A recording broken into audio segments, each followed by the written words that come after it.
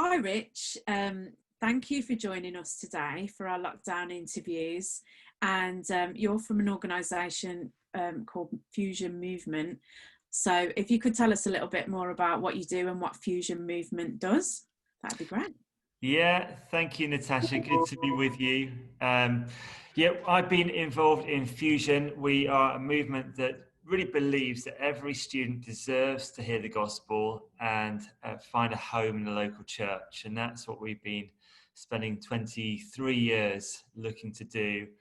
And we're based right across the country, working with hundreds and hundreds of churches and helping them become accessible, relevant, and engaged with students. And we're helping students find churches. The passion behind the movement is that students find faith in Jesus. And yeah, we've got a long way to go. We need partners, we need friends, and but we also sense that God is on the move.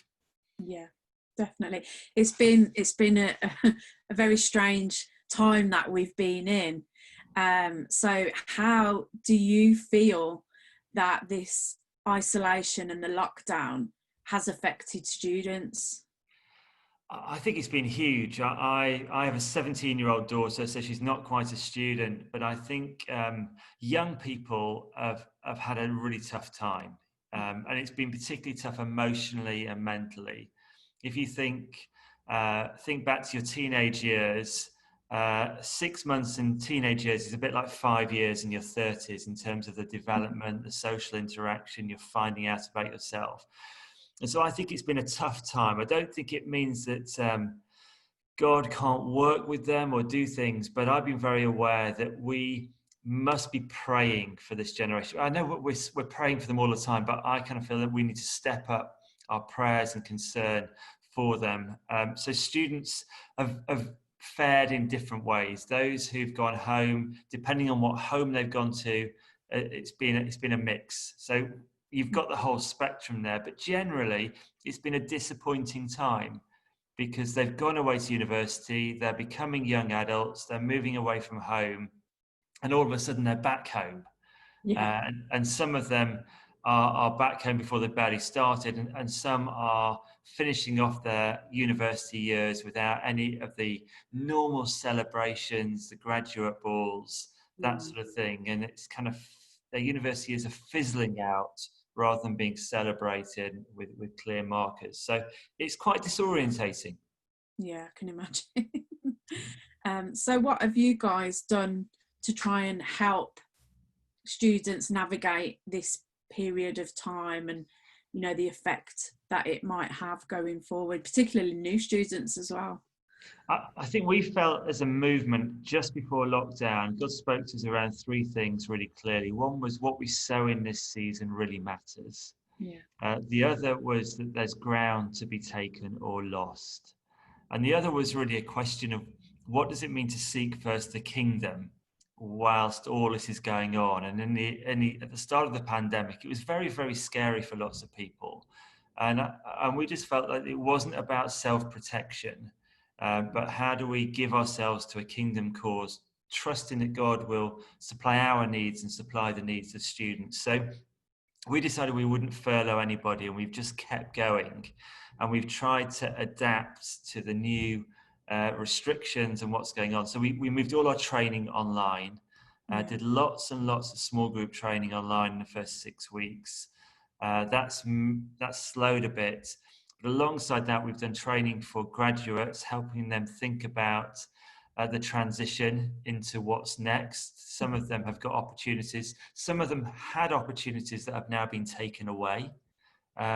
So I guess posing the question, what happens to your calling in God when your circumstances change? And the reality is that the road goes in a different direction, but God's calling on your life remains the same. So we've been looking to speak messages of hope to this generation through our training and our writing, some short videos we produced, and then also looking ahead to who is starting university in September.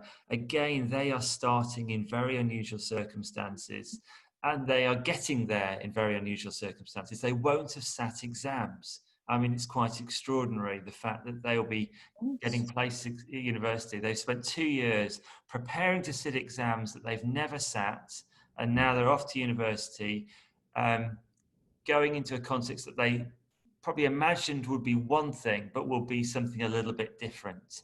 So we feel that the preparation for this year's university students, this year's starters, needs to be more than certainly we have ever done before. And it needs to be a little bit different because what they're going into is a bit different. So we're doing a lot of online training, a lot of writing. We've got some great resources that still work, even though the situations are different.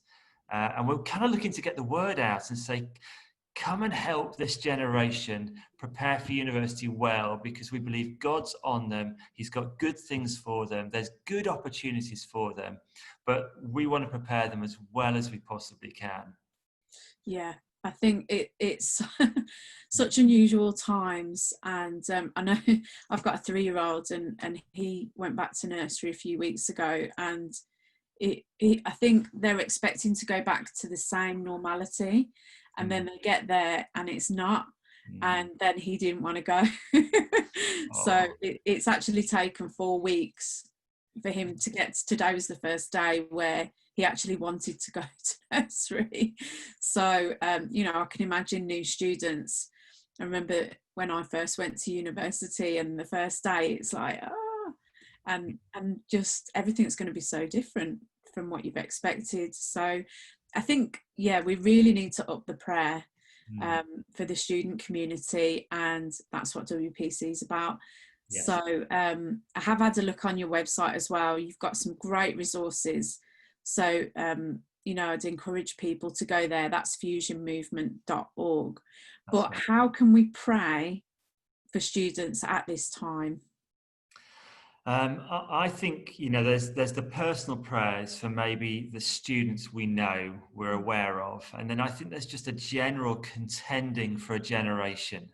I think we're doing both at the same time, aren't we? How do we contend? Well, we pray for those we know, but also I think there's a prayer over a generation that, God, we believe you're awakening students, and not just students, lots of people, to who you are at this time. But I'm particularly aware that there's something happening in the student world, and that all this disruption is probably part of that awakening, that people can't cling on to the same comforts anymore. So I think in the midst of that, we're praying for a move of God.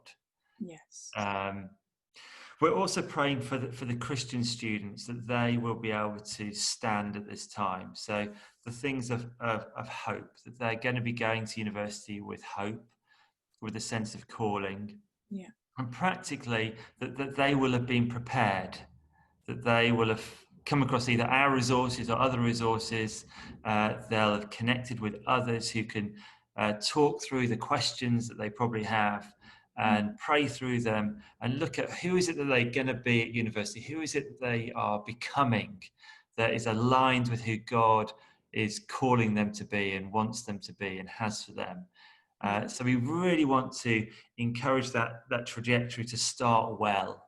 And then the impact can be huge. The opportunities there for young people, young Christians, to make a difference at university, to share their faith in natural but bold and relevant ways, is huge.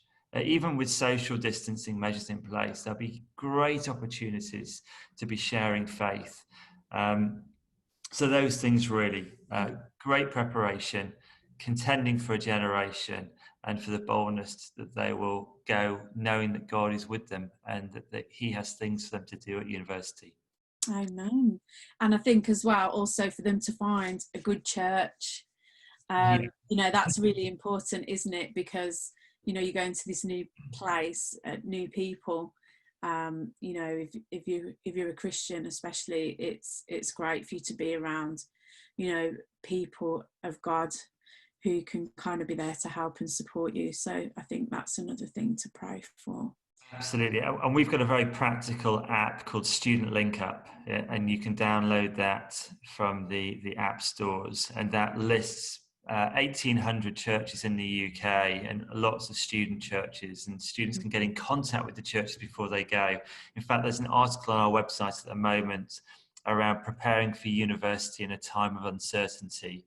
Mm, And it's a 5-part blog series, and the last part is all about finding a church. So fantastic. thanks for reminding us about that, Natasha. I'm a church leader as well, so I'm thinking from that perspective. Yeah. So yeah, that's fantastic stuff. Thank you, Rich, for taking time out. Thank you for all that you do for the student community.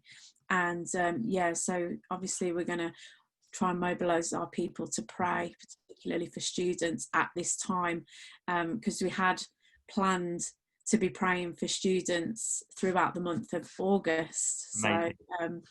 that was a kind of confirmation, wasn't it?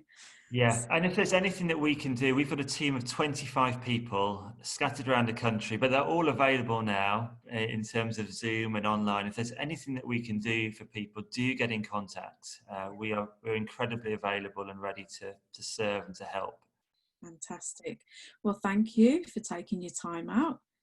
And for people that want to find out more information, you can go to fusionmovement.org, and they've got fantastic resources, and you can connect with Richard and his team there. Yeah, wonderful.